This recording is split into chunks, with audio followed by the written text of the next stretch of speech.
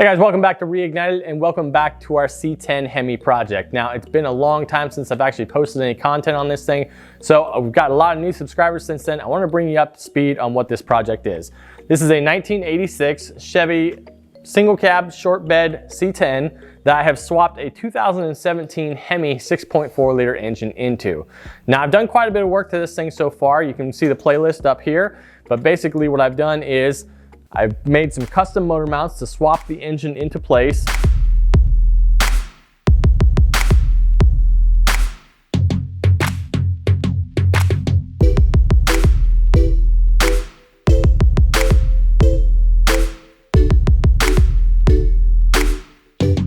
I've lowered it in the front. I have done a flip kit.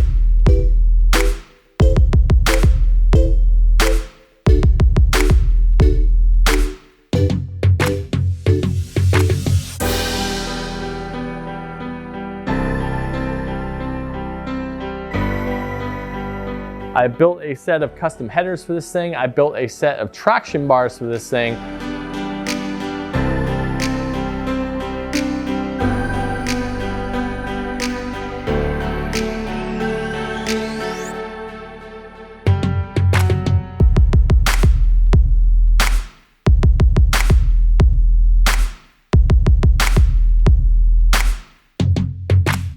I've completely rebuilt the rear end as well.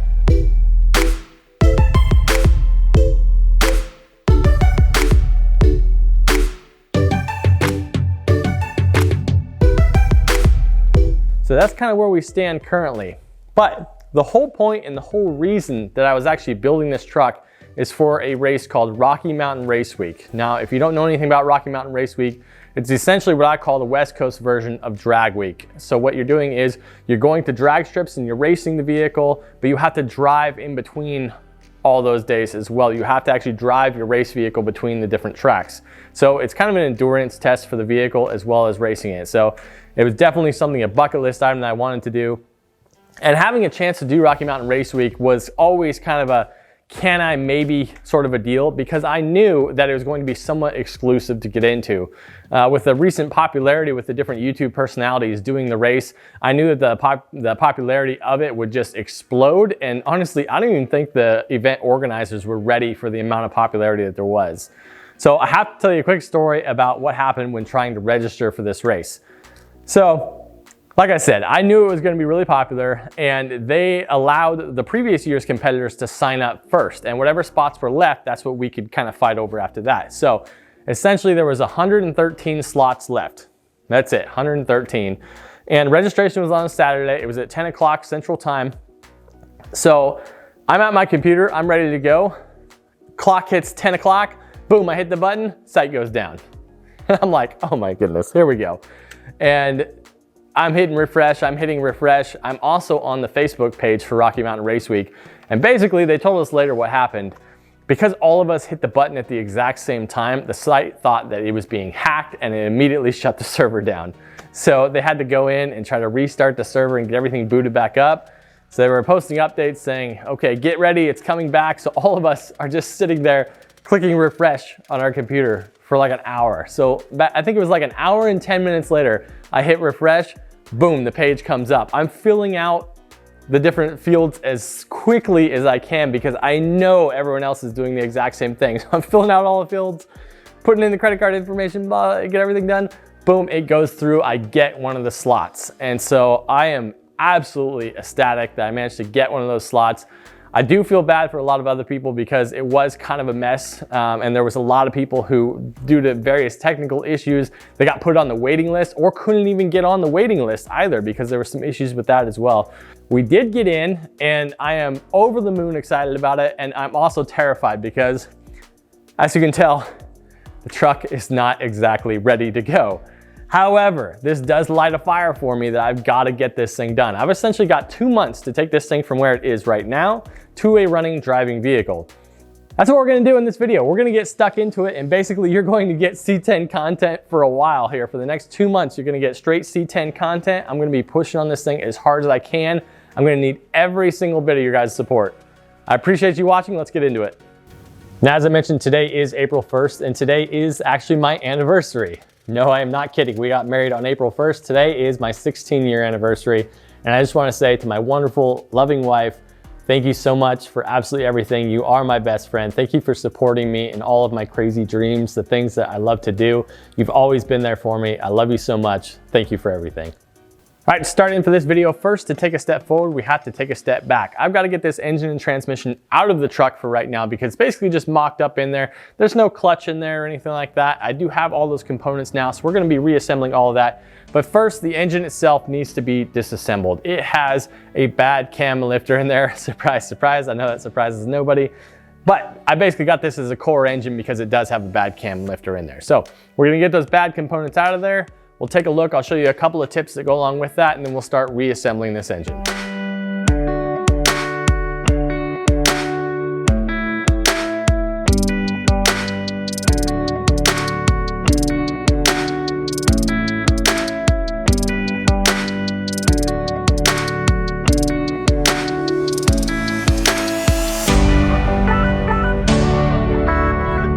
So we're gonna start taking this engine apart right now. We wanna get the cam out of there, get those bad lifters out of there. As you know, the cylinder heads have to come off to replace the lifters. However, there is something I wanna try before I take the heads off. Now, supposedly with the Hemi engine, you can actually remove the camshaft without removing the heads on there. Basically, you remove the rocker stands on each side, you remove the timing cover, you spin the camshaft 720 degrees, kind of knock back all the lifters into their housings. Basically, they slide back a little bit. Then you should be able to slide the cam out of the engine. Now, the reason why I'm not a huge fan of that is one, I generally like to replace the lifters at the same time that I'm replacing the cam. However, the big issue is that if those lifters, like you knock them back, if they slide forward again, you're not gonna be able to get that camshaft back in there. And you should be able to reach maybe a magnet down one of the push rod holes and kind of slide that lifter back up into place again. That's an option. However, the big thing that I'm scared of is if those lifters slide completely out of the housings and fall down into the oil gallery, then you got a bigger problem. Then you got to pull the oil pan and the cylinder heads. So to me, it never really seemed worth it, but it'll be interesting to give it a try right now, see if I can't get that camshaft out. And then I'm just going to basically try to slide it right back in and see if that's possible or not. I'm sure it is. I think a lot of people have done it that way before, but for me personally, I like to pull the cylinder heads off. So let's get this timing cover off, just kind of mocked in place right now. Let's get this timing cover off. We'll get that camshaft out of here.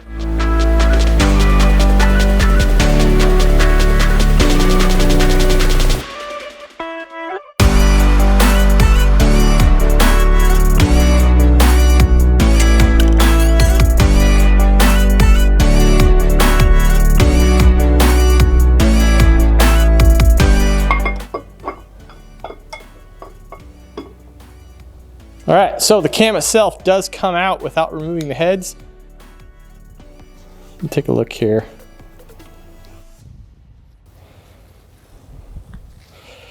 Okay, they said there was a lifter issue on this engine. I'm not actually seeing one. I mean, that's good news for me. You know, I don't have to worry about there being metal in the engine, but all of the lobes themselves look fine. All right, well, I guess it's time to pull out the pull the heads off. We'll take a look at the lifters themselves, see if we can't find our actual failure. But for right now, all these lobes look okay. So I think this camshaft is actually still good. Message me if you want a 6.4 truck camshaft. So I just got this a few days ago. This is my 3/8 stubby impact here, the Fuel M18. I have the 1/2 inch version and I have my little 1/4 drive version, but I have to say this little 3/8 is my new favorite. I kind of want to give it a try just to see if this will break the head bolts loose. I don't really know if it will, but we'll give it a whirl. Oh, it does. Sheesh. Man, what a beast.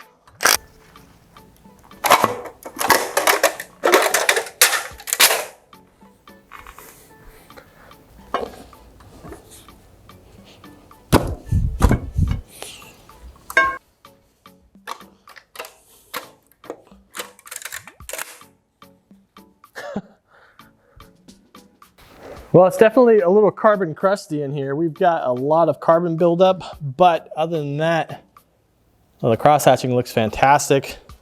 I think it's looking pretty good. I'm gonna go ahead and pull these lifters out and see if I can't find if there's a bad one in there. Well, that's interesting. I pulled out all of the lifters from the engine and I cannot find a single lifter failure on this thing. The cam lobes are great, the lifters are in good condition, so I'll be honest, I'm not entirely certain why this engine was replaced. That's what I was told, that it had a lifter failure, so we went ahead and swapped the short block in there. Good news for me though, because now I don't have to worry about any sort of metal debris being in my oil, so I'm happy about that. I'm gonna go ahead and take out these MDS solenoids right now, and I'll show you a quick tip on how to do that. These solenoids can be a huge pain because they get really stuck in the bore, and when you try to take them out, it just basically snaps the top of these solenoids off. They're about 150 bucks a piece or so. Well, I think you can find aftermarket a lot cheaper, but regardless, they're kind of expensive, so you don't really want to break them. So here's a quick tip about removing them.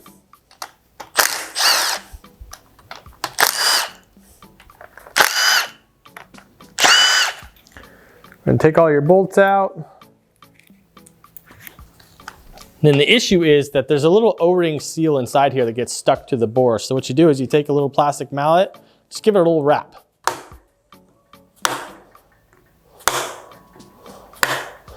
When you do, that'll break the seal in that O-ring and you should be able to twist it and remove it without actually breaking the solenoid.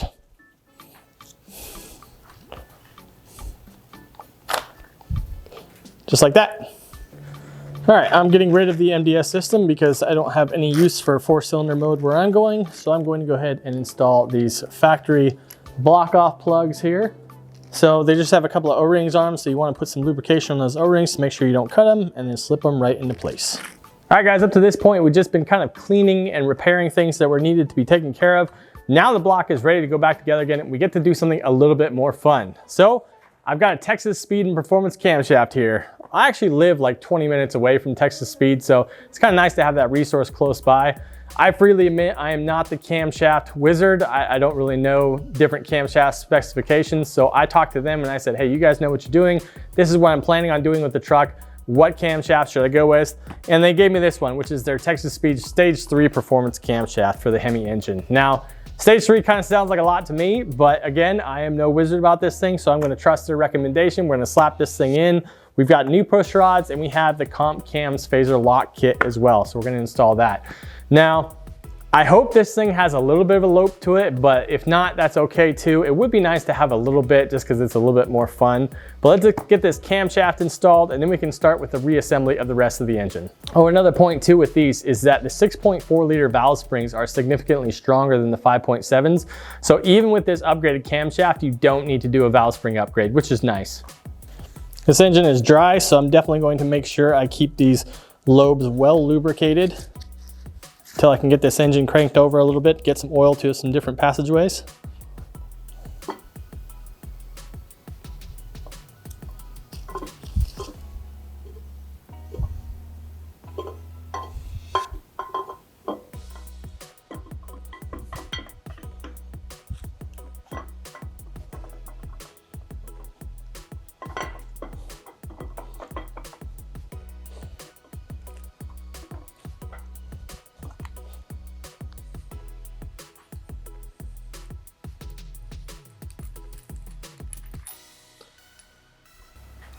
All right, right now we're gonna work on the Comp Cams phaser lock kit. Comes with this little guy here, and then this is your actual spacer install here. So what you do is you take your cam phaser here. There's a little dowel pin inside here that the tool itself will bracket either side of that dowel pin. Just slide it in there. There's a bolt here at the end. You go ahead and tighten down this bolt and it takes the spring tension off of the phaser itself. So let's go ahead and tighten that down. So we'll go ahead and tighten down this bolt here. It looks like it's a 3/16 Allen.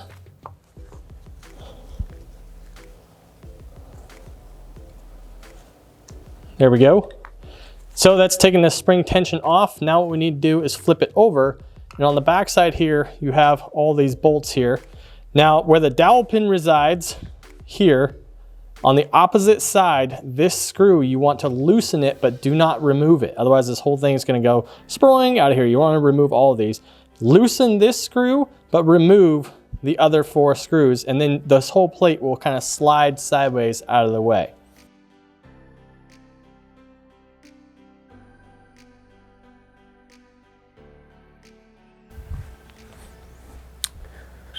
And now your little phase limiter tool device here just slips into the opening here. If you look, this is where your tool is bolted to, so it's the next one over, and it goes with the indent of the insert facing towards the middle of the phaser. Go ahead and just drop it in there. Slip your cover plate back on. Now the one longer bolt here with the pin, that goes down through this hole where your tool is. So go ahead and tighten these guys back down.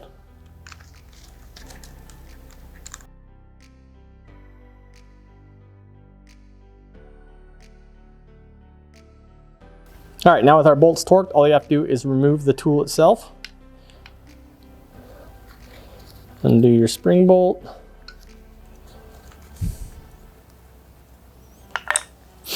Slide it out. And there we go. Our phaser is ready for reinstallation and it's locked in place. All right, we got the new cam in there. We have the thrust plate back on. Now we're gonna put back on our cam sprocket. Now, I've mentioned this in another video. I've kind of gone over the timing process, but on the timing chain itself, there's a dual set of marks and there's a single mark down here. The dual marks here they bracket on either side of the mark on the cam sprocket. The single mark goes on the dot here on the oil pump drive gear.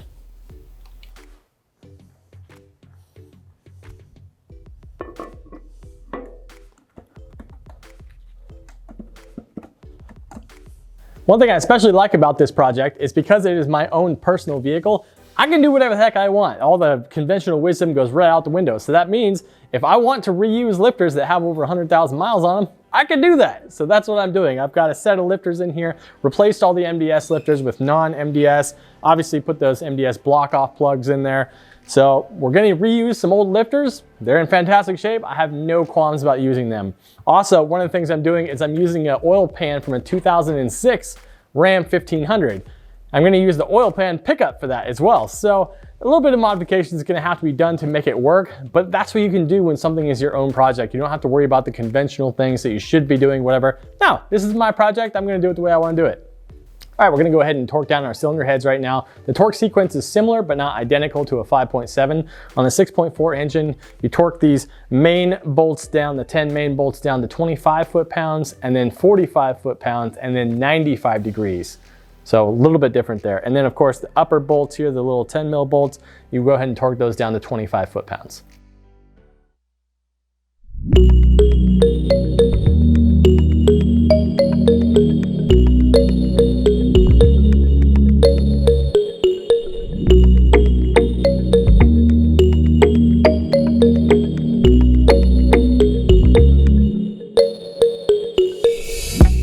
As part of the kit from Texas Speed and Performance, I got these new hardened push rods.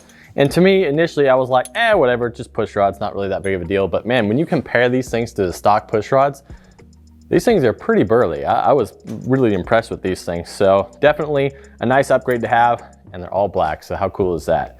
So anyway, I got the intake ones in there already. We're just gonna go ahead and slide the exhaust ones into place, get our rocker arms back on there. And then, as usual, once I get the rocker arms back on and have everything in place, I'm gonna go ahead and spin the engine over about 3 or 4 different times, make sure all the rockers are actuating properly, make sure all the push rods are fully seated, and make sure I don't have any valve clearance issues, which I shouldn't, but I just wanna make sure that I have no valve clearance issues before I put it fully back together again.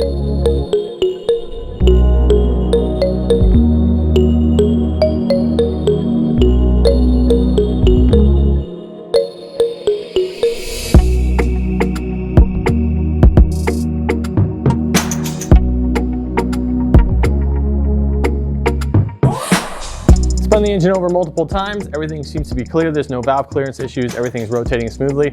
Time to get these valve covers back on and help protect this engine.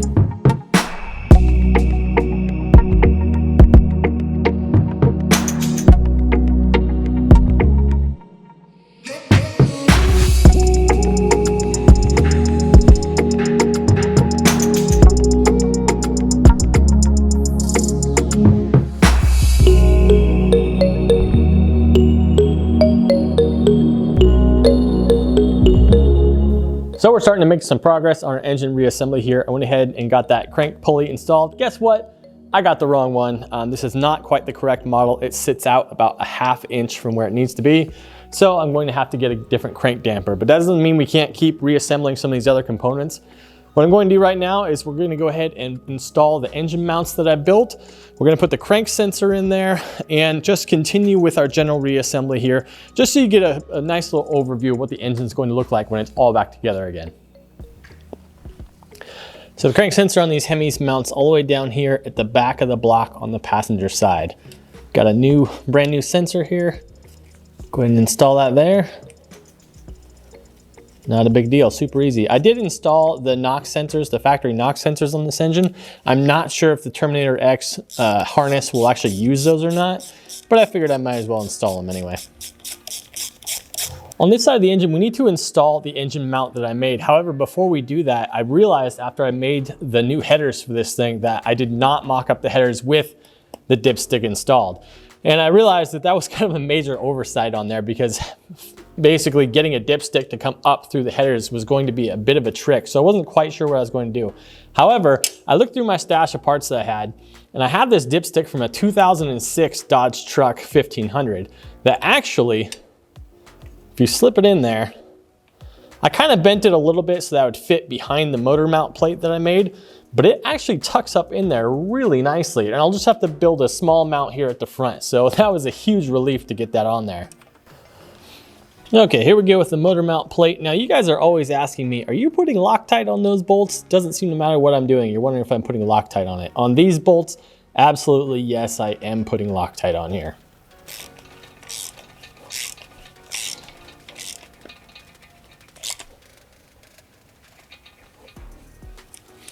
All right, motor mount is on. Now we're gonna go back to the front and start bolting more accessories on.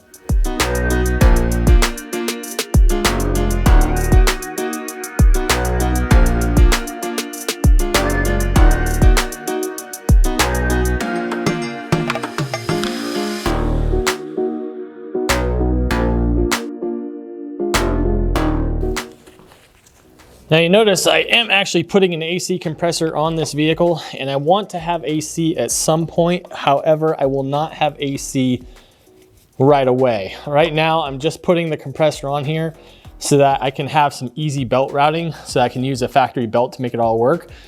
I will have to make some little block off plates here so that nothing gets inside the pump while it's not operational. But in the meantime, spins freely should work great.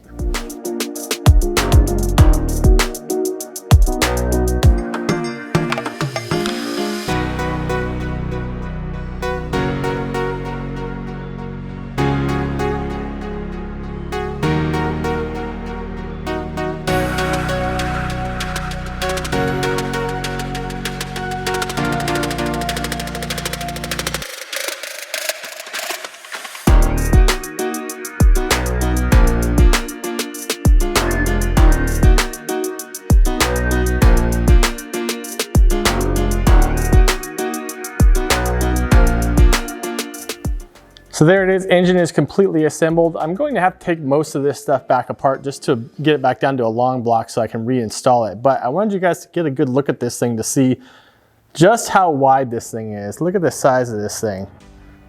It is a big boy engine. So I'm also probably going to have to clearance the frame a little bit for both the AC compressor and where the alternator goes. But this kind of gives you a good look at what the engine looks like overall. I mean, I think it looks absolutely amazing. I can't wait to get this thing in the truck. Pretty stinking cool. And we'll be ready to drop it back in fairly shortly. There it is, guys. That's going to do it for this episode on the C10. That engine is completely reassembled and ready to drop back in, but there's a lot of other stuff we need to do before we can get to that. You'll see that coming up soon on the channel. If you like what you've seen so far in this episode, please consider subscribing to the channel if you have not already done so, and we'll see you next time on Reignited.